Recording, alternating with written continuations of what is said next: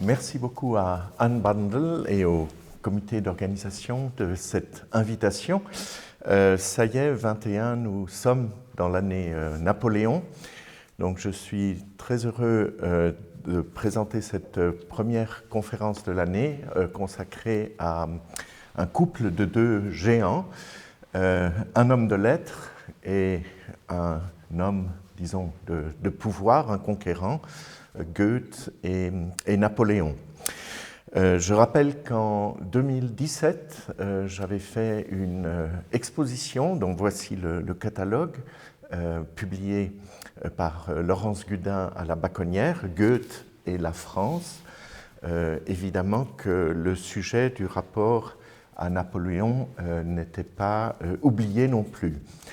21, la Fondation Martin Bodmer a choisi de célébrer un autre anniversaire, c'est 1321, le décès de Dante. Évidemment, Dante a peut-être encore plus à voir de façon directe avec les lettres, la langue, la littérature, surtout telle qu'on l'entend aujourd'hui. Mais Napoléon reste également un grand auteur et nous le verrons, c'est toujours de littérature dont il a voulu parler avec Goethe. Alors, je tracerai un tout petit peu ce parcours du rapport de Goethe à Napoléon, avec comme point central leurs deux rencontres en octobre 1808 à Erfurt et Weimar. Mais commençons, disons, par souligner que Goethe, qui est né à Francfort, c'est donc dans l'électorat du Hesse, en 1749, est l'aîné de Napoléon d'exactement 20 ans. Napoléon naîtra en 1769. Mais quelque chose était déjà en quelque sorte en répétition, c'est quand le petit Goethe est âgé de 7 ans, la guerre de 7 ans qui survient, qui oppose donc surtout Louis XV, roi de France, à Frédéric II, roi de Prusse, et c'est l'occasion de l'occupation de la ville de Francfort par les armées françaises. Pour les cantonnements, on réquisitionne les bâtiments et le père de Goethe a une magnifique maison qui est devenue le musée Goethe aujourd'hui et ils doivent y accueillir le comte de Thoranc. Et nous avons un premier exemple qui a quelque chose de prémonitoire puisque les Goethe hébergent chez eux un militaire, il est là parce qu'il est en charge d'un régiment, mais qui est un fin lettré. Le comte de Thoranc va se charger, à peu près entre l'âge de 7 ans de Goethe jusqu'à son âge de 14 ans, de l'initier aux lettres françaises et notamment de lui faire découvrir les pièces de Jean Racine, qui joueront un tel rôle dans les discussions plus tard entre Goethe et Napoléon. Donc Goethe a une mémoire formidable, Goethe apprend par cœur Jean Racine, il apprend à lire dans le Télémaque de Fénelon. C'est pour dire que ce lien entre vocation militaire et compétences en littérature et en belles-lettres en particulier est quelque chose de solide, de documenté, et ça n'est pas Napoléon qui sera une absolue exception dans ce domaine. Napoléon répétera toujours, surtout lors de l'entretien avec Goethe, les grandes pièces de théâtre, les tragédies, ce sont les seules pièces qu'il prend en considération, il ne s'intéresse pas du tout aux comédies. Les tragédies, ce sont l'école de morale des grands hommes. Alors, après cette période de l'enfance, au contact étroit avec la francophonie, par le biais de l'occupation militaire, à la fin de la guerre des 7 ans, plus tard, Goethe fait des études à Strasbourg, qui est une ville au statut un peu à part, qui a une relative indépendance par rapport au royaume de France. Et c'est là qu'il rencontre quelqu'un de plus âgé que lui, Herder, qui aurait pu le radicaliser dans une francophobie, dans une hostilité à la France. Herder milite pour un mouvement qui veut qu'on arrête de toujours sucer le lait de la Grèce, de la Rome latine, de l'Italie et de la France, et qui veut qu'on redécouvre les bardes d'Écosse, Shakespeare pour l'Angleterre, et le patrimoine germanique, germanophone avant tout. C'est Herder également qui applaudira la Révolution française et qui aurait pu entraîner Goethe sur cette voie-là, ce qui ne s'est pas passé. Donc, moment d'études à Strasbourg, dans les années 1770 à 72, où Goethe est fortement influencé par cette prévention à l'égard de l'hégémonie des lettres francophones qui prétendent être le parangon du bon goût. Heureusement, Goethe ne s'en tiendra pas là quand il sera ministre de la Culture à Weimar, très vite après, de 1775 jusqu'à la fin de sa vie, en 1832, très longue vie que celle de Goethe, qui embrasse complètement la brève existence de Napoléon, eh bien, Goethe réhabilitera la grande culture française en retrouvant les bons souvenirs de la période où il habitait à Francfort auprès du comte de Thoranc. Alors, en 1775, je l'ai dit, le duc de Saxe-Weimar, Charles-Auguste, appelle Goethe à venir le rejoindre. Il est en train de créer une intelligentsia et il veut faire de cette toute petite ville de Weimar, dans le tout petit duché de Saxe-Weimar, une sorte de capitale intellectuelle, une alternative à la toute-puissance Potsdam et à Berlin, qui sont les capitales intellectuelles de la Prusse et qui avaient, durant tout le XVIIIe siècle, aspiré les grands esprits français. Il rejoint Wieland, qui y était déjà, et il fera, lui, Goethe, venir son ancien camarade plus âgé Herder. Il fera surtout venir Friedrich Schiller, et ce sera l'une des plus belles amitiés de l'histoire des lettres que la connivence, la complicité de Schiller et de Goethe, qui ensemble vont traduire énormément de pièces de théâtre, mais pas seulement, du français en allemand. Alors, il y a à ce moment-là une période de préparation à ce qui sera l'Aufklärung de Weimar, des Lumières qui se veulent héritières des Lumières françaises, mais supérieures sur le plan moral. Et c'est dans ce contexte qu'en 1789 éclate la Révolution française. La Révolution française sépare un tout petit peu les intellectuels qui l'approuvent et qui aimeraient qu'au plus vite on l'adopte également et qu'on se révolutionne également dans les duchés germanophones. Goethe voit, lui, une grande différence entre une entité institutionnelle aussi grande que la France, complètement sclérosée dans son féodalisme, qui devait avoir ce soubresaut inévitable d'une révolution.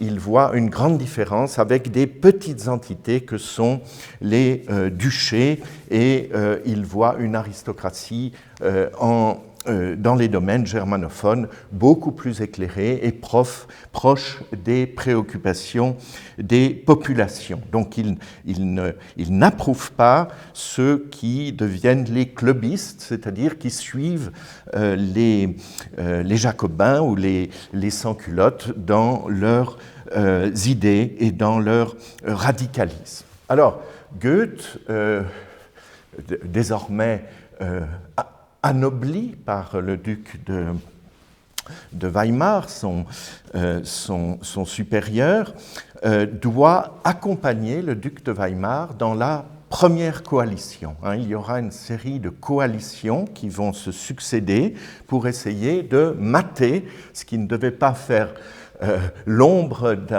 d'un doute, tellement le camp des coalisés était puissant, c'était des armées incroyablement préparées, organisées, disciplinées, équipées, et qui avaient en face d'elles des armées françaises qui avaient eu l'idée de décapiter leurs meilleurs officiers. Ça ne devait ne pas faire un pli que de mettre fin à cette révolution. Eh bien, Goethe accompagne le duc de Saxe-Weimar dans la coalition qui est confiée à la direction du duc de Brunswick, de l'électorat voisin de Brunswick, et ça tourne à la catastrophe. 1792, événement qui traumatise complètement Goethe, c'est la défaite de Valmy. Et puis, l'année suivante, 1793, écœurement devant la canonnade de Mayence. Défaite de Valmy, ce qui le frappe, c'est qu'une armée aussi bien équipée et organisée soit-elle, disciplinée comme celle qui obéit au duc de Brunswick, regroupant, on ne va pas tous les nommer, mais vous avez la Grande-Bretagne, vous avez la Suède, vous avez toutes les puissances qui veulent restaurer l'ancien régime. Eh bien, face à la volonté, face au désir de liberté des sans-culottes, cette belle organisation ne pèse pas lourd. Ça frappe énormément Goethe, qui tient des notes. Il a un carnet de route où il note tout cela. Par contre, c'est beaucoup plus tard, entre 1820 et 1822 seulement, qu'il reprendra ce texte en vue de le publier, Ma campagne de France, Auch ich in der Champagne, moi aussi j'étais en Champagne. Il reprend le titre d'un tableau de Poussin, la mort qui dit « moi aussi je suis en Arcadie ». Et in Arcadia ego. Donc, ce sera beaucoup plus tard qu'il va formaliser tout ça. La canonnade de Mayence, en 1793, va l'écœurer parce qu'il s'agit d'une sorte de guerre civile entre Allemands qui il voit la beauté de l'architecture, des trésors culturels, des archives, des bibliothèques qui volent en éclats sous les bombes de la coalition. Tout ça alors que Mayence devrait être partagée par des Français et des Allemands et ne devrait pas être détruite. C'est là que Goethe produit un premier texte qui est particulièrement intéressant, Le voyage des fils de Megaprazone, où il parodie un texte de Rabelais. Ce que montre Goethe dans ce texte, c'est qu'au fond, il y a des analogies très fortes entre un phénomène politique comme la Révolution française et des phénomènes climatiques, météorologiques ou sismiques. Il donne un grand rôle au tremblement de terre. Il fait une petite fable où sur une île, il y a une telle pression de pygmées qui sont contraints d'être des esclaves sous la terre que finalement, il y a une explosion et il fait comprendre qu'il aimerait apporter une explication au public germanophone de ce qui s'est passé à propos de la Révolution française, de même qu'il aurait été souhaitable que la réforme soit expliquée aux francophones. Les Français qui ont gardé le catholicisme comme religion d'État n'ont pas compris comment des guerres civiles aussi sanglantes que celles qui ont ravagé les domaines germanophones ont pu finalement apporter un progrès et plus de lumière en établissant le protestantisme et le luthérianisme. Si le prix du sang est si important, comment est-ce qu'il peut en sortir un bien? Eh bien, Goethe veut dire qu'il y a ici parallélisme des leçons. Il faudrait apprendre aux Allemands qui ont horreur viscérale de la Révolution française qu'il y a quelque chose à comprendre. Il peut en ressortir un bien en dépit de l'extrême violence qui la caractérise dans sa phase initiale. Après la défaite de Valmy, tout l'entourage de Goethe lui dit « pas question de publier ça, l'heure n'est pas à la compréhension pour la position de l'ennemi, la coalition est en train d'être défaite, en étant vainqueur, on aurait pu imaginer un point de vue tolérant qui rentre dans les considérations de l'adversaire. Comme on est en mauvaise posture, il n'est pas question de le faire. » Et Goethe, heureusement, n'a pas détruit ce brouillon, mais l'a gardé caché toute sa vie, et ça n'est que de façon posthume que le Voyage des fils de Mégaphrason sera publié. Alors, cette campagne de France, elle sera publiée beaucoup plus tard, en 1822, et donc Goethe garde secret ce qu'il a pu penser en accompagnant la coalition. Ce qu'il publie, c'est en 1795 des conversations d'émigrés allemands. Il prend le dispositif du Décaméron de Boccace. Pendant qu'il y a la peste à Florence, des aristocrates vont dans les collines autour de Florence et échangent des récits. C'est le Décaméron.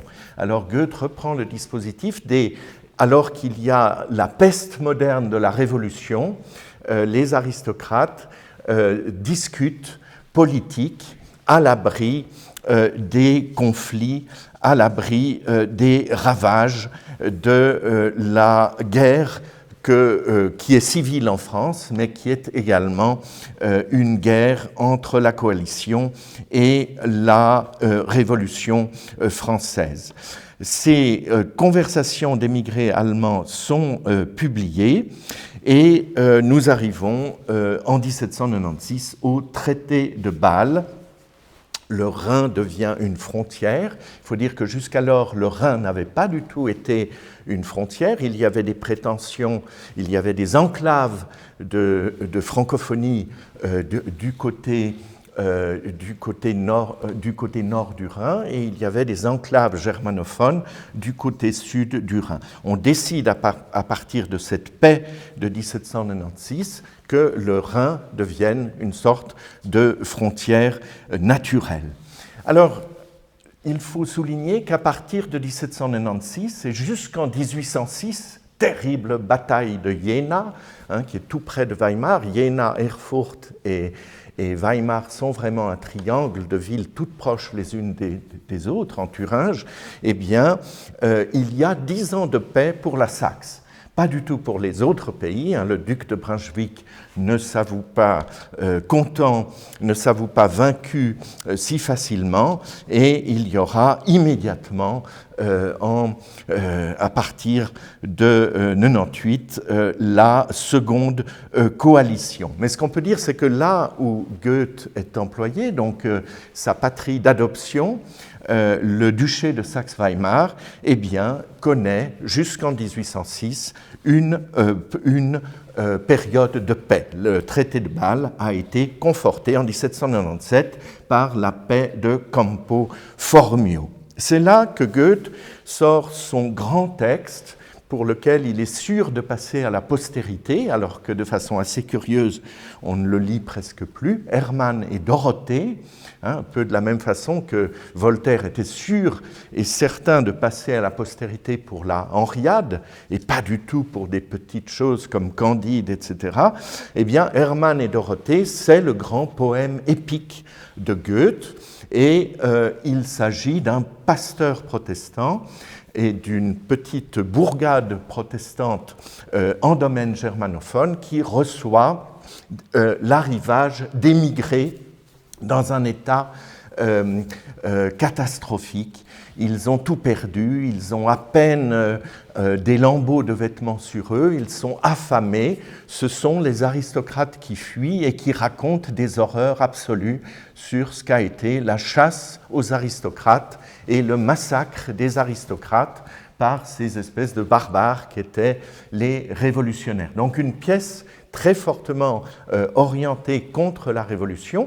C'est une idylle parce que le fils du pasteur tombe amoureux d'une des jolies réfugiées, qui est Dorothée, et c'est un texte extrêmement exigeant sur le plan de la poétologie. Ce sont des hexamètres, tout est en pied, en vers, etc. Et Goethe sera extrêmement vexé quand il rencontrera Napoléon, qui n'a aucune idée de ce texte. Napoléon est un fervent admirateur de Goethe pour son Werther, et il s'en est tenu au Werther de l'extrême de la jeunesse de Goethe, alors que Goethe pense avoir progressé et avoir offert avec Hermann et Dorothée un texte beaucoup plus substantiel et beaucoup plus digne de rejoindre le panthéon de la haute littérature. Alors, la deuxième coalition, c'est également une fin par un traité de nouveau. Il y aura le traité de Lunéville en 1801. Il y a à ce moment-là un immense espoir dans l'Europe qui est formulé, permettez-moi de le dire en 15 secondes, par un des plus beaux textes du plus grand poète allemand, Hölderlin, Friedensfeier, parce que nous sommes évidemment extrêmement fiers de conserver le manuscrit autographe de cet hymne à la Fondation Bodmer. De quoi s'agit-il ? Hölderlin est convaincu, comme Goethe, que Napoléon ça n'est pas une question de français contre le monde allemand, etc. C'est un civilisateur, et avec la paix de Lunéville se prépare une période de paix constructive, de progrès civilisationnel pour toute l'Europe, et Hölderlin fait le parallèle entre Jules César et Napoléon. Jules César était dans le plan de Dieu pour réaliser l'union du monde romain avant l'arrivée du Christ.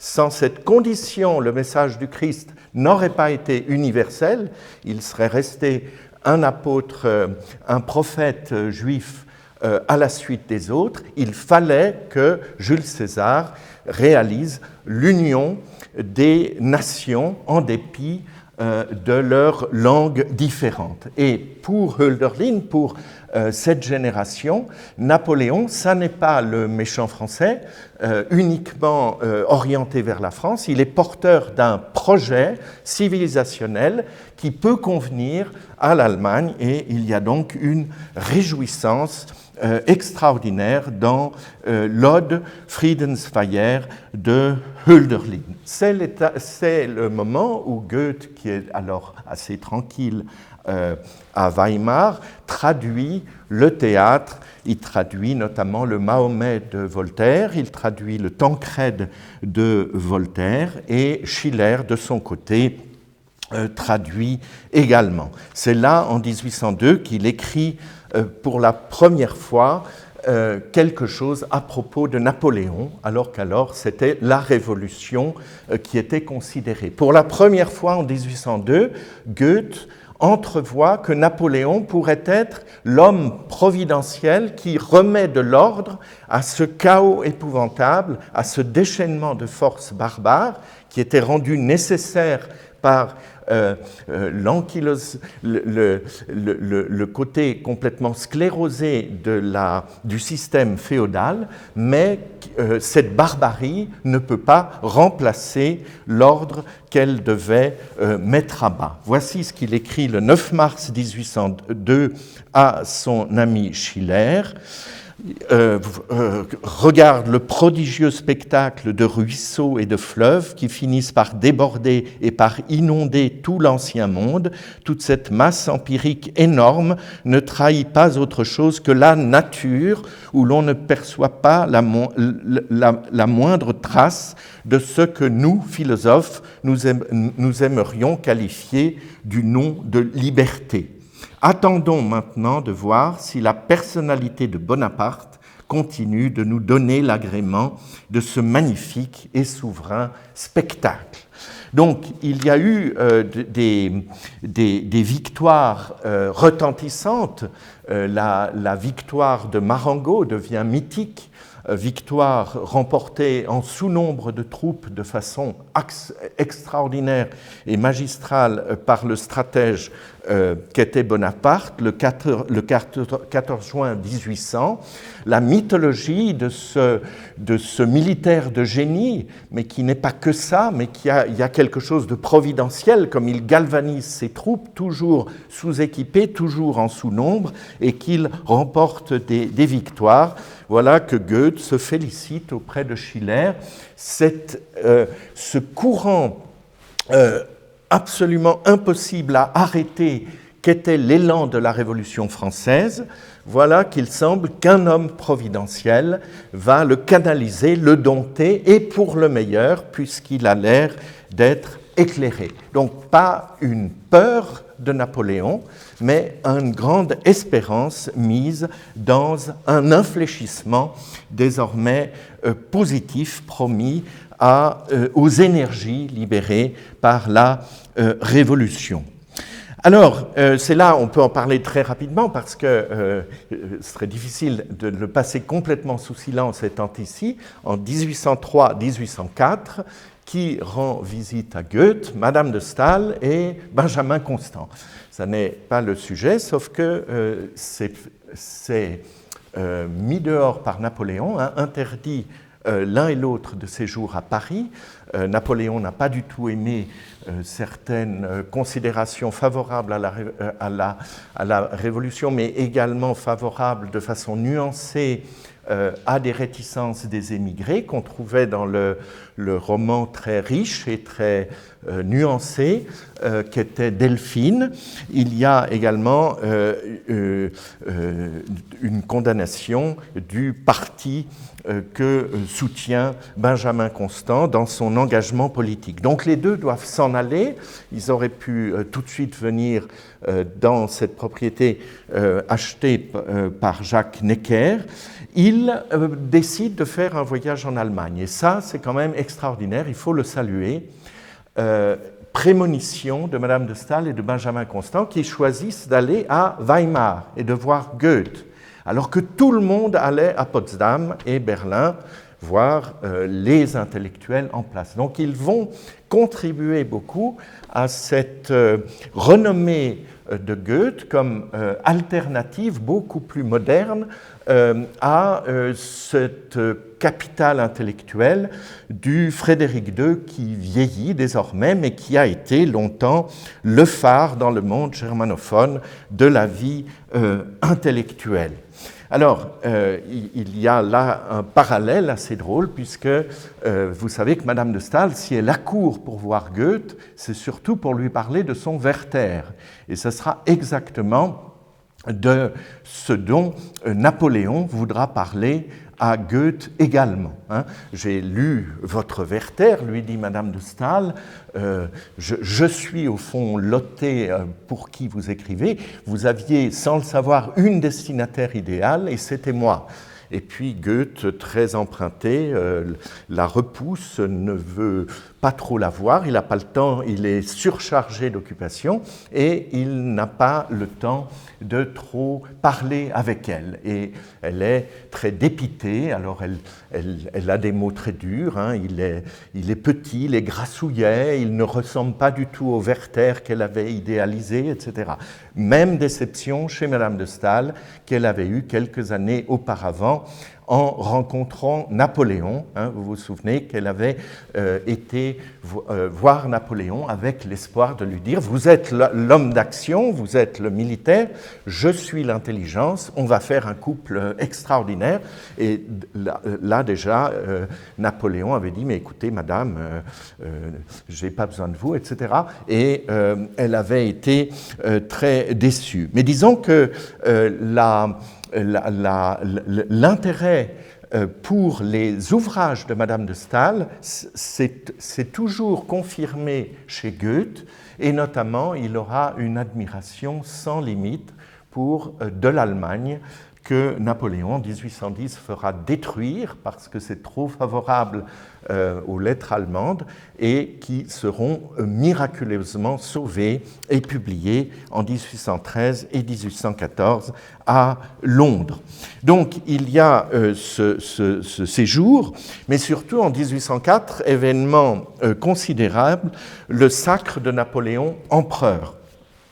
Là, il y a quand même une secousse, donc il s'agit de se demander à qui on a affaire. Se développe une peur et une haine de l'ogre. Il y a un best-seller dans tout le monde germanophone, Napoléon Bonaparte und das französische Volk unter seinen Consulats, écrit par un Allemand établi à Paris et qui vivait comme un Diogène moderne, qui s'appelait Schlabrendorff.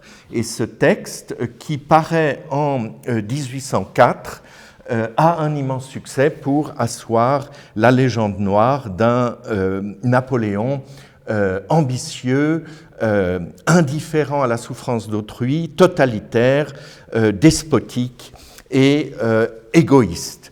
Donc un tyran, un despote de plus, comme l'histoire en a trop connu. Et c'est là que des intellectuels proéminents, comme Gans et Fichte par exemple, vont épouser cette idée du Napoléon diabolique qu'il faut parer à tout prix. Ce sera le cas également du supérieur de Goethe, le duc de Saxe-Weimar, Charles-Auguste. Goethe, au contraire, balaye ce pamphlet, le trouve insoutenable du point de vue de la méthodologie, et il ne soutient pas du tout ce point de vue. 1805, c'est la troisième coalition, de nouveau flamboyante victoire de Napoléon avec Austerlitz en particulier. Et puis les choses se succèdent. Donc 1805, c'est malheureusement la mort de Schiller. Napoléon, quand il viendra en 1806, ne pourra plus le connaître, alors qu'il y aurait eu, là aussi, comme avec Goethe, des débats extraordinaires, puisque Schiller, très probablement, a pensé à Napoléon en composant son Wallenstein, et c'est lui qui a traduit Phèdre de Racine. Il connaît très très bien la littérature francophone également. Toujours est-il que en 1806 et 1807, c'est la quatrième coalition, et cette fois, il y a le 9 octobre 1806 la terrible bataille de Iéna.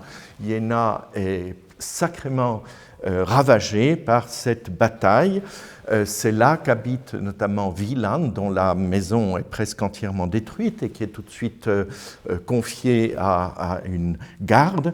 Gros problème également à Weimar, qui n'est pas détruite comme les Jena, mais disons, Goethe est aussi mis sous surveillance. Il y a des violences, il y a des saccages et des pillages dans des propriétés de Goethe. Cela ne remet pas du tout en cause son admiration pour les troupes d'occupation et pour l'arrivée des Français. C'est là que nous conservons une très belle pièce à la Fondation Bodmer, Au peuple de Saxe. C'est un manuscrit autographe de Napoléon qui écrit à toutes les populations, c'est placardé sur tous les carrefours, « N'ayez pas peur, nous venons pour vous protéger des Prussiens. Tenez-vous bien et il ne vous arrivera bien rien. » C'est là qu'est fondé par Goethe le Rheinbund, la confédération du Rhin, qui durera jusqu'en 1813, comme le département du Léman, et la République helvétique, donc jusqu'à la fin de Napoléon. Et désormais, le duché de Saxe-Weimar s'inscrit dans ce Rheinbund. Il y a la paix de Posen qui est imposée par Napoléon, suivie en 1807 par la paix de Tilsit, et puis précisément, c'est là qu'on en arrive, il y aura en 1808 des grands entretiens pendant 3 semaines, fin septembre et début octobre, non plus que 3 semaines, ça va durer 4 semaines, à Erfurt, donc en Saxe-Weimar, grande réunion entre le tsar de Russie, Alexandre III, et Napoléon pour se partager le monde et intimider l'Autriche. Alors, ça n'est pas si léger ce qui est infligé à la Saxe-Weimar. C'est quand même, elle doit fournir un contingent de troupes de 800 hommes à Napoléon.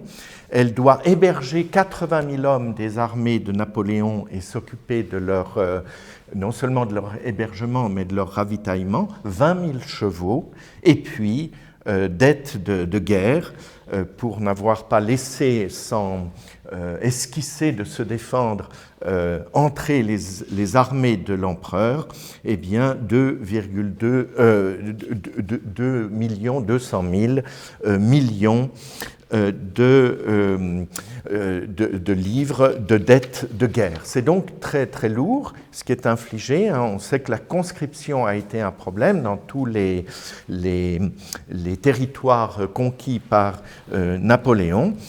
Toujours est-il que Goethe garde un avis totalement positif. Également sur le plan des chefs-d'œuvre, Goethe avait constitué une collection extraordinaire en beaux-arts, de la peinture et des gravures et des dessins des écoles françaises. Eh bien, vivant de nom, militaire de Napoléon et très bon écrivain lui-même, est chargé de piller tout ça et de le ramener à Paris pour un très grand musée de l'empereur Napoléon qui est en préparation. Alors, c'est là que Goethe détonne par rapport à la réprobation, disons, générale. Il va devenir un collaborateur idéal pour Napoléon. Il écrit en février 1807 à Riemer, à son secrétaire, « Des hommes exceptionnels comme Napoléon sortent de l'ordre du monde, ils finissent par agir comme des causalités physiques, comme l'eau et le feu. » On a toujours, depuis le voyage des fils de Mégaprazone, en passant par la lettre à Schiller qu'on a lue avant, et encore en 1807, l'analogie à laquelle croit Goethe, dur comme le fer, qu'on ne peut pas s'opposer à l'homme providentiel qui s'apparente à un tsunami, à une tempête, à un tremblement de terre bénéfique et il vaut mieux saluer cette existence et la constater et prendre le meilleur. C'est là donc que Erfurt est choisi comme lieu du congrès des monarques. On a le grand empereur qui se veut de tout l'ouest de l'Europe, Napoléon, qui convie celui avec qui il veut maintenant partager le monde, Alexandre III de Russie, et ils sont pendant un mois à Erfurt, Jena dans une moindre mesure, mais ils sont entre Erfurt et Weimar. Alors, c'est assez fou de penser qu'en 1812, 5 ans plus tard, on aura la Bérésina. Là, il y avait vraiment une chance historique pour ce partage du monde, de cette paix qui aurait pu être assise très très fortement entre l'empereur des Français, mais plus que ça, il a maintenant étendu son empire, et d'autre part l'empereur de Russie. Alors, ce qui frappe, alors que ce congrès est quelque chose de sérieux et qu'on devrait parler du matin au soir de diplomatie et de politique, c'est la richesse du programme culturel. L'attaché de Napoléon, Rémusat, doit monter avec Goethe. Goethe est le responsable du programme culturel des théâtres à Erfurt, à Jena et à Weimar. Il faut montrer du théâtre à l'occupant. On va montrer donc des pièces françaises, mais pas dans les traductions allemandes réalisées par Schiller, Wieland et Goethe. On va les montrer en langue originale. Et c'est là que Napoléon fait la preuve de son intérêt extrême pour les théâtres. Il va souvent voir 2 pièces de théâtre par jour, toujours du théâtre français. Ses préférés de loin, c'est Corneille, son préféré, Racine un peu moins, et Voltaire est toléré aussi, mais il a une affection toute particulière pour le théâtre de Corneille. C'est le plus grand acteur de l'époque, Talma, qui rejoint Erfurt et qui va jouer ces pièces qui sont ici inscrites au programme. Alors, la superposition avec Jules César s'impose. Il y a Goethe dit d'ailleurs, avec une certaine malice, ce n'est pas tous les jours que quelqu'un puisse, ainsi que Napoléon peut le proclamer, dire « je suis venu, j'ai vu, j'ai vaincu ». Il assoit le bien fondé de l'analogie entre Napoléon et Jules César. Napoléon se présente comme le protecteur de l'Allemagne, exactement comme l'avait fait avant lui Frédéric II de Prusse. C'est donc une rivalité entre 2 hégémonies, les duchés indépendants, ce qui étaient les grands électorats du Saint-Empire germanique avant la transformation post-napoléonienne, était convoitée à la fois par la Prusse et par la France. Alors, le programme de théâtre joue un rôle privilégié dans la relation qui va se nouer entre Napoléon et Goethe. Napoléon demande à ce qu'on mette Corneille au programme. Sa pièce préférée, c'est Cinna. Et pour Goethe, il est devenu une sorte de valeur au statut absolu qu'on ne critique pas, qui est au-dessus de la morale et qui incarne la vertu même de l'homme providentiel. C'est une personnification de la conquête qui s'annonce positive.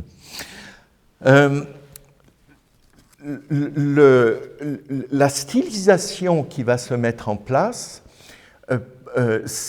va résulter d'un effet de miroir. Goethe, en valorisant Napoléon, le génie de l'action militaire, suggère en fait qu'il est la même chose sur le plan des lettres. Et Napoléon va trouver son compte dans ce vis-à-vis. Il est le plus grand homme du siècle en Europe sur le plan de l'action militaire et de l'énergie pour galvaniser des troupes et mener des objectifs qu'il s'assigne, de la même façon que dans un autre domaine, Goethe est incontestablement le dominateur de toutes les lettres dans le domaine germanophone, mais encore de façon beaucoup plus vaste. Il est boulimique, il traduit les Grecs antiques, la littérature romaine, les Espagnols, les Italiens, les Français, les Serbes, les Suédois. C'est vraiment l'homme de lettres par excellence. Donc les deux se trouvent de façon historique dans le même périmètre entre Erfurt et Weimar, et il fallait qu'il y ait donc une rencontre, et celle-ci va en effet avoir lieu. Cette rencontre est précédée par la cohabitation dans des salles de théâtre. Goethe et Napoléon sont en même temps en train de voir certains spectacles. Alors, on en parlait, grande affection de Napoléon pour Cinna, à cause notamment de cette pièce, de cette tirade de Cinna. Tous ces crimes d'État qu'on fait pour la couronne, le ciel nous absout alors qu'il nous la donne. Qui peut y parvenir ne peut être coupable, quoi qu'il ait fait ou fasse, il est inviolable. L'idée que c'est le résultat qui compte, peu importe les moyens, et que celui qui a fait des choses nécessaires pour arriver à l'objectif qu'il s'est fixé ne doit pas recevoir de procès sur les voies d'accès. Alors tout le monde fait des applications. Dès qu'on montre une pièce de théâtre, on fait des applications. C'est ce que Jean Starobinsky appelle le concernement, l'obsession de rechercher en quoi ce que dit la pièce est un message crypté pour parler de moi, etc. Dans ce cas-ci, l'idée du forfait, où il ne faut pas adresser des reproches à Napoléon, c'est le crime qui vient d'avoir lieu du duc d'Enghien, 1804, pour liquider toute possibilité de retour de la monarchie. On joue Mithridate également de Racine, avec cette obsession du vieux Mithridate contre Rome, qui est presque complètement paranoïaque et maladive, et tout le monde fait le parallèle entre l'obsession que fait Napoléon dans sa haine de l'Angleterre. Rappelons-nous ici que Napoléon disait « j'ai 3 ennemis », l'Angleterre, la Russie et Madame de Staël. Donc il y a un succès de ces pièces qui sont jouées. Chaque fois qu'on va commencer les pièces, 3 coups de trompette pour Napoléon, et puis c'est très vexatoire, un seul coup de trompette pour le roi de Saxe, et Napoléon qui s'explique en disant « ce n'est qu'un roi ». Lui, il est désormais empereur, alors qu'il y a des ribambelles de rois. Il y a une représentation le 30 septembre 1808 de Britannicus. Alors ça, c'est un peu une audace. Talma, le grand acteur, interprète le rôle de Néron. Et il y a là, tout le monde se regarde quand est prononcée la phrase de Néron « Heureux ou malheureux, il suffit qu'on me craigne ». L'idée, je ne demande pas à être aimé, je ne demande pas si les gens que j'assujettis sont confortables, pourvu qu'ils me redoutent, qu'ils redoutent ma puissance de punition. C'est tout ce que je désire. Donc nous avons un très grand auteur de théâtre, Goethe, qui s'est quand même illustré dans le genre de la tragédie au plus haut niveau, mais plus du tout les pièces de Versailles, mais les pièces de l'Aufklärung, qui voit Napoléon s'intéresser avec une acuité tout à fait inattendue pour un militaire à ces pièces, mais en y cherchant peut-être autre chose qu'une saveur esthétique, c'est-à-dire des leçons de politique et des axiomes de morale qui sont sujets d'être discutés. C'est ce qu'on appelle donc des applications à la situation présente, et cela postule un état d'esprit de concernement. Goethe est extrêmement impressionné par l'implication de Napoléon dans le théâtre. Il a l'occasion de voir l'empereur assister au théâtre, et selon les témoins qui ont écrit sur cette incroyable coexistence dans des salles obscures de théâtre entre Goethe et Napoléon, il était aveuglé, ébloui. Il regardait autant Napoléon que le spectacle, les deux connaissaient les pièces par cœur. Il était pour lui la démonstration du pouvoir. Napoléon était la personnification du pouvoir, et Goethe était admiratif devant cette stabilité du nouvel ordre du monde qui se mettait en place devant ses yeux. Il faut se rappeler que Goethe a toujours déploré une tendance maladive, peut-être suicidaire, de l'Occident à ne plus savoir agir. Quand il a commenté de façon géniale la pièce Hamlet de Shakespeare, il y a vu l'expression de la modernité. Hamlet a quelque chose de très simple à faire, il doit venger son père, tuer Claudius, etc. Or, il met 5 actes, c'est la pièce la plus interminable, pour se demander, mais oui, mais est-ce que moralement je peux vraiment commettre ce meurtre, etc. Napoléon, lui, agit, et les scrupules ne sont pas ce qui prédomine. Alors, c'est quelque chose qui impressionne énormément Goethe, qui lui tourne les choses dans tous les sens, que le Faust est aussi dominé par le savoir le plus immense qu'on puisse avoir, et en même temps, il souffre de cette impuissance à agir. Au contraire, un Napoléon, c'est l'action d'abord, et Goethe voit une très grande complémentarité. Alors, c'est cette complémentarité qui va être confirmée lors de l'entrevue. On prépare à l'hôtel de ville d'Erfurt des salles où il y a principalement les négociations entre Napoléon, accompagné de Talleyrand, et le roi, l'empereur de Russie. Eh bien, c'est là qu'il est décidé, le 2 octobre 1808, de convier les deux grands auteurs vivants, puisque Schiller vient de décéder, Goethe et Wieland. Et cette entrevue a lieu.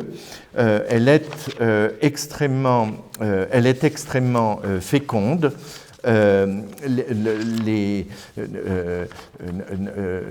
Goethe en sortira tout à fait ébloui. Alors, que lui dit Napoléon? Il faut dire, sans diminuer du tout la majesté de la chose, que ce sont deux êtres de relative petite taille, 1,68 pour Napoléon, 1,70 m pour Goethe, autour d'eux, Talleyrand et Wieland ont l'air de géants. Eh bien, ce sont ces deux qui ont le dialogue le plus serré, et Napoléon accueille Goethe en disant « Voici mon homme, voilà un homme ». C'est une formule que les 6 témoins de la scène ont rapportée, surtout l'écrivain de Müller, un Suisse, qui était chargé par Talleyrand de faire un procès-verbal de cette réunion. « Voici mon homme, voici un homme ». Et je crois que c'est totalement à tort qu'on a rapproché ça du Ecce Homo de l'Évangile. Pour moi, je suis sûr qu'il s'agit d'une allusion à la recherche d'un homme par Diogène. Diogène, dans la cité antique, à Athènes, se baladait avec une lanterne tout allumée, même en plein jour. Tout le monde disait, mais qu'est-ce que tu fais, Diogène? Je cherche un homme. Je cherche un homme, et c'est un motif qui a traversé toute l'histoire de la philosophie. Aux yeux de Diogène, tous ces soi-disant congénères qu'il croisait n'étaient pas dignes de répondre à l'idéal qu'il se faisait d'un autrui humain. Et c'est un motif très célèbre que le moment où Diogène souffle sa lanterne, hein, vous l'avez par exemple dans l'école d'Athènes, vous avez Diogène sur les marches, qui est au Vatican, donc vous avez Diogène sur les marches de l'escalier. Il souffle sa lanterne seulement quand, parmi la multitude des humains, il aura rencontré l'homme digne de répondre aux critères d'humanité tels qu'il les exige, dans son exigence évidemment un peu extrême. C'est ce qui se passe avec Napoléon. Il a pour la première fois en face de lui, voici mon homme, voici un homme, il peut éteindre sa lanterne, il a trouvé son vis-à-vis. Et il y a visiblement ici, lors de cette entrevue, une grande réciprocité et une admiration en miroir. Alors de quoi parle-t-il? D'abord, Napoléon parle à Goethe de son Werther. Il lui rappelle que durant sa campagne d'Égypte, il l'avait toujours dans sa poche et qu'il l'a lu 7 fois. Et il lui fait d'ailleurs une critique sur un passage où il disant « là, vous n'étiez pas très naturel, c'est très artificiel, c'est un peu faible ». Et Goethe dit tout de suite « oui, c'est vrai ». Et on s'est toujours demandé de quel passage il s'agissait. Et il n'a jamais voulu le dire. Et ça n'est pas dans le procès verbal. Et puis, on en vient au morceau le plus substantiel. Il n'arrête pas de parler de théâtre. Hein, Napoléon dit à Goethe, alors je sais que vous avez traduit Mahomet et vous avez traduit Tancrède. Tancrède ne m'intéresse pas, le Moyen-Âge ne m'intéresse pas. Par contre, Mahomet, c'est une mauvaise pièce, hein, ce fanatisme. Alors c'est assez drôle qu'il dise ça parce qu'à l'extérieur de la salle, tous les Allemands qui vivent très très mal l'occupation de Napoléon l'identifient souvent au Mahomet de Voltaire. Alors, Napoléon n'aime pas spécialement Voltaire, et puis il a terriblement envie de parler du Jules César. Alors, le Jules César, la mort de Jules César de Voltaire, est une pièce qu'il est interdit de jouer en France, parce qu'on pourrait y voir un appel au tyrannicide, un appel au régicide, c'est-à-dire que ça pourrait être dirigé maintenant contre Napoléon. Au contraire, Goethe pourra le montrer à Weimar, et c'est quelque chose d'absolument incroyable. Hein, le début octobre 1808, Goethe et Napoléon assistent à la mort de Jules César à Weimar, et Napoléon considère que c'est une très bonne pièce. Il reproche au code de la tragédie française de n'avoir qu'un rebondissement d'intrigue, et il demande à Goethe ce qu'il en pense. Il juge, lui, Napoléon, les Anglais et la permissivité permise à Shakespeare supérieure. Il peut y avoir plusieurs rebondissements, la pièce n'est pas tenue par cette règle artificielle des unités. Donc il préfère le Jules César de Shakespeare, et il demande à Goethe ce qu'il en pense, et il va jusqu'à suggérer une commande à Goethe, hein, vous le plus grand auteur vivant, moi le plus grand homme politique vivant, pourquoi ne feriez-vous pas un Jules César qui me représente, c'est-à-dire que vous écririez en pensant à moi. Je vous pensionne, vous venez à Paris, hein, c'est l'occasion de dire que jamais dans sa vie Goethe n'est allé à Paris, et Goethe est d'accord. Goethe ne le fera pas, mais il est d'accord, il dit oui, j'écrirai volontiers un Jules César qui vous représentera, mais d'ici 1812 et 1815, il n'a pas trouvé le temps de le faire. Alors, il y a vraiment cette connivence. Napoléon, de façon approfondie, dit qu'il faudrait montrer Jules César conscient d'avoir repéré dans son entourage les hommes susceptibles de le trahir. Lui se fait fort d'avoir ce discernement, donc il aimerait une pièce avec un Jules César plus astucieux, plus intelligent, plus perspicace, et c'est beaucoup de cela dont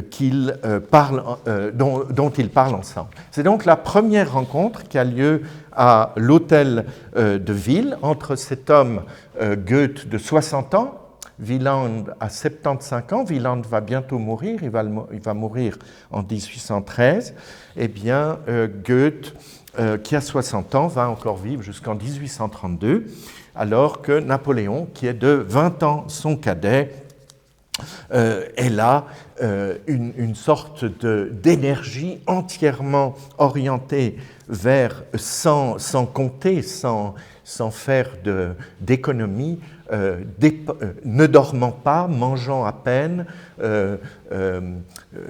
dormant avec ses troupes à la dure. Goethe admire énormément cette espèce d'énergie maximale qui vise uniquement à son but et qui ne prépare pas de façon douillette ses possibilités de durée. Donc, cette entrevue a été extrêmement féconde pour tous les deux. Il faudra dire, parce qu'on n'aura pas le temps d'en parler, je vais m'approcher de la fin, que cette stylisation entre le plus grand homme d'action, ici français, et le plus grand esprit spéculatif, ici allemand, Goethe, sera quelque chose qui sera repris en 1932. Paul Valéry sera chargé du grand discours à la Sorbonne pour essayer d'éviter la guerre. Hindenburg vient de gagner les élections contre Hitler. On ne sait pas encore qu'il y aura le coup d'État. Et il y a d'immenses moyens qui sont mis par la Société des Nations. La conférence de Valéry, donnée en présence du président de la République française, Paul Doumer, va être également donnée à Francfort, et on espère réunir l'amitié franco-allemande en dépit des mauvaises conclusions de la Première Guerre mondiale. En 1932, on met tout le paquet dans le premier centenaire de la mort de Goethe. C'est quelque chose qui est voulu et par les autorités politiques françaises et par la Société des Nations. Eh bien, on va beaucoup utiliser la rencontre entre le grand homme Napoléon et le grand homme Goethe pour leur complémentarité et parce que les deux ont été aussi antinationalistes l'un que l'autre. C'est ce qui caractérise le bon Napoléon aux yeux de Goethe. C'est pour ça qu'il a pu être, ce qu'on pourrait dire dans d'autres contextes, un collaborateur, mais c'est qu'il voyait un plan civilisateur qui dépassait les particularités patriotiques. De la même façon, Goethe n'a voulu fournir des chefs-d'œuvre à la littérature nationale que dans le dialogue avec les autres littératures, la littérature française, mais pas exclusivement, toutes les autres, il a créé ce concept de Weltliteratur, de littérature cosmopolite, qui doit être en échange, en dialogue et jeter des passerelles avec toutes les autres. Donc, ces deux grands hommes étaient des promesses de paix dans ce moment crucial de 1932 où il y avait exacerbation de patriotisme toxique, ce qui favorise la haine, la méconnaissance des cultures de l'autre et ce qui aboutit à la guerre. Alors, je vous le disais, donc je ne vais pas m'étendre là-dessus, grande vexation de Goethe de voir que Napoléon en est resté à son Werther, qui lui dit « Votre Werther, c'est vraiment... Oui, mais Majesté, Votre Excellence, j'ai quand même écrit beaucoup de choses depuis. » Napoléon n'a pas eu le temps de lire. Il dit « J'ai appris tout le patrimoine des pièces de théâtre par cœur, c'était quand j'étais dans mon école de lieutenant d'artillerie. Je n'ai pas... depuis, il est entièrement sur ses plans de bataille et il n'a pas pu se tenir au courant. » Alors, je saute un certain nombre d'éléments. Disons simplement que la deuxième rencontre qui, elle, aura lieu à Weimar, quelques jours plus tard, donc 6 octobre 1808, et puis dernier moment, 14 octobre 1808 à Weimar, c'est parce que Napoléon donne la Légion d'honneur à Goethe et à Wieland.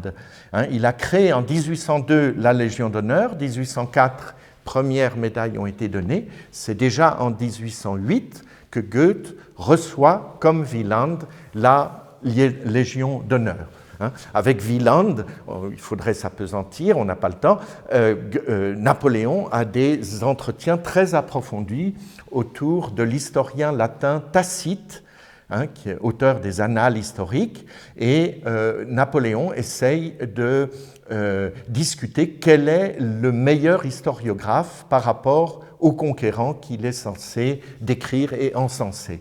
Et Napoléon a une tendance à croire que, comme Jules César, on est le mieux servi que par soi-même, et comme De Bello Gallico, il prévoit d'écrire lui-même ses campagnes, n'ayant pas beaucoup de confiance dans les Tacites modernes.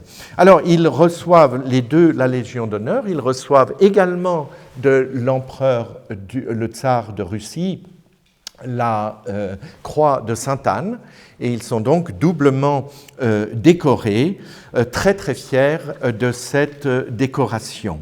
Alors, terminons très, très rapidement. 1812, ce sera la Bérésina. Goethe, au lieu d'écrire un Jules César qui lui était commandé, va écrire un très très beau poème entre 1814 et 1819, L'hiver de Timour. Au lieu de prendre Jules César comme conquérant de référence pour faire le portrait de Napoléon, il va prendre Tamerlan, Timour en allemand, et c'est l'erreur de Tamerlan que d'avoir jamais su mettre de frein à ses conquêtes. Il avait le territoire le plus important du monde, ça ne suffisait jamais, il était engagé, il avait l'empire turco-mongol, il a été prendre toute la Syrie, tout l'Irak, ça n'a pas suffi, il a pris tout l'Inde, et voilà l'erreur de sa vie. Durant l'hiver 1403-1404, c'est historique, il est allé avec toutes ses troupes mourir dans les déserts de neige de la Chine. Il voulait absolument prendre Pékin, alors qu'il avait déjà le plus grand empire jamais rassemblé. Et c'est cette pulsion du conquérant qui ne sait pas s'arrêter, parce qu'elle est constitutive de sa disposition d'esprit, que retrouve Goethe chez Napoléon. Il avait tout pour être le civilisateur s'il avait su arrêter son appétit de conquête. S'il n'avait pas été jusqu'à Moscou, qui est l'erreur de trop, il aurait pu transformer cette Europe. 1815, c'est la Restauration. Goethe, un peu comme Talleyrand, est indéboulonnable. On aurait pu dire collaborateur, etc. Pas du tout. C'est à lui qu'on confie la grande pièce célébrant le retour de la Restauration. Et joué à Berlin, le réveil d'Épiménide. C'est une pièce assez énigmatique qui n'est pas très connue.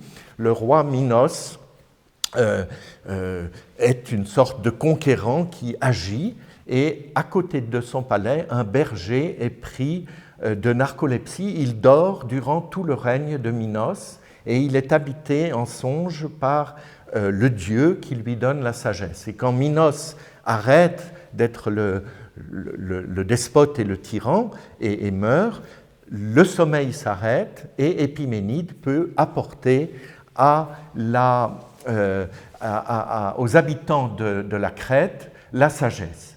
Alors Goethe met en scène en quelque sorte deux interprétations possibles. D'une part, il a été dans une espèce d'hibernation durant toute l'occupation napoléonienne et il demande à ce qu'on comprenne qu'il se réveille maintenant. Napoléon est maté, Napoléon est à Sainte-Hélène et qu'il va lui contribuer à construire une restauration intelligente. Mais plus encore, le fait qu'il ait été visité, ce berger endormi par le Dieu, laisse penser que Goethe pense qu'il faut se référer à lui pour ne pas retourner à la restauration la plus idiote, la plus bête, la plus anachronique qui soit, c'est-à-dire retrouver le monde d'avant la Révolution française, ce qui serait une erreur historique. Il aimerait qu'on considère que lui a été habité par le Dieu, qui est au fond Napoléon, la grande idée de civilisation moderne, de partage politique moderne, excluant ces partages féodaux qui sont archaïques. Et Goethe développera ça dans son deuxième Faust. Il montrera un grand projet civilisateur attribué à un mystérieux empereur. Alors disons quand même un mot qu'en 1817, Napoléon en 1817 et 1818, compose laborieusement sa pièce Jules César. Puisque Goethe ne l'a pas fait, il se dit « je vais moi-même me mettre en scène en Jules César » et nous conservons le brouillon de cette pièce à la Fondation Martin Bonnemer. Il ne l'a pas achevé. Donc, la dernière chose qu'on peut dire peut-être, c'est que la cohérence de Goethe se traduit aussi qu'il n'a jamais renié la Légion d'honneur. C'était un énorme problème, il avait un tel poids intellectuel qu'il était impossible de ne pas l'inviter, et c'était très gênant, il venait toujours avec sa Légion d'honneur. Alors que combien de familles avaient souffert de la conscription, de l'occupation, etc. Donc on avait toute une procédure pour demander aux antichambres, quand on entrait dans les vestiaires, on demandait à Goethe de déposer sa croix de la Légion d'honneur et de la reprendre à la fin des soupers et à la fin de toutes les cérémonies. Donc, ce qui est frappant, c'est la très grande fidélité que Goethe a gardée à l'égard de Napoléon et de son admiration pour lui jusqu'à la fin de sa vie. Voilà ce qu'il écrit, c'est le texte « Conversation de Goethe avec Eckermann » qui est le plus riche, 35 prises de parole dans les entretiens sur le génie de Napoléon. Il fait un immense éloge de ce qu'est le génie. Napoléon fut un des hommes les plus productifs qui ait jamais vécu.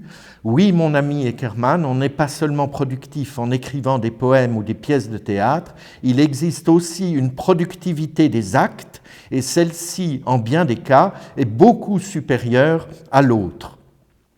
Et il continue, l'un et l'autre sont des choses très voisines, productivité en création artistique, comme moi Goethe, ou productivité en des actes politiques, comme Napoléon. Qu'est-ce qu'en effet le génie, sinon cette force productive d'où naissent des actions qui peuvent se montrer à la face de Dieu et de la nature, et qui par cela même ont suite et durée. Et il continue sur Mozart. Goethe, excusez du peu, se met sur le même plan que Napoléon et Mozart. Et je termine sur cette citation de 1829, discussion toujours avec Eckermann. Il est admirable que Napoléon, si jeune encore, ait su traiter les plus grandes affaires du monde avec autant d'adresse et d'assurance que s'il eût possédé une pratique et une expérience de nombreuses années. C'est là un don inné chez l'homme de génie. Napoléon maniait le monde comme Hummel son piano. C'est le meilleur pianiste de l'époque. L'une et l'autre maîtrise nous semble merveilleuse. Nous comprenons aussi peu l'une que l'autre, et cependant c'est ainsi et cela se passe sous nos yeux. Napoléon était grand surtout en ce qu'il était le même à toute heure, avant et pendant la bataille, après une victoire ou une défaite, il était toujours solide sur ses pieds, il était toujours dans son élément, il était toujours décidé et voyait clairement ce qu'il y avait à faire. Il était toujours à la hauteur des circonstances. Ainsi en est-il pour le pianiste Hummel, auquel il est indifférent de jouer un adagio ou un allegro, en clé de sol ou en clé de fa. Telle est la facilité qui accompagne partout le véritable talent dans les arts de la paix comme dans ceux de la guerre, au piano comme derrière le canon.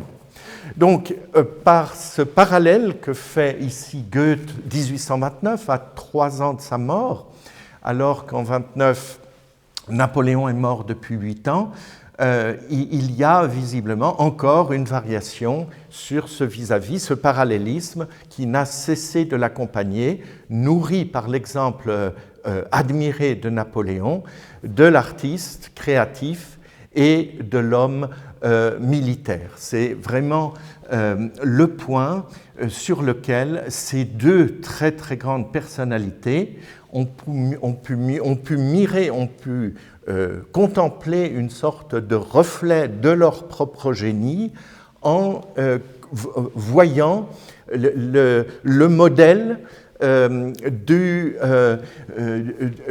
d'un génie comparable, mais qui s'est exprimé dans un domaine tout à fait différent. Donc on peut vraiment dire que c'est un des face-à-face les plus importants au niveau européen de toute cette période. Et encore une fois, mais ça n'est pas le propos ici, on peut en étudier de cette complémentarité de ces deux hommes la postérité jusqu'à l'époque récente. Merci beaucoup.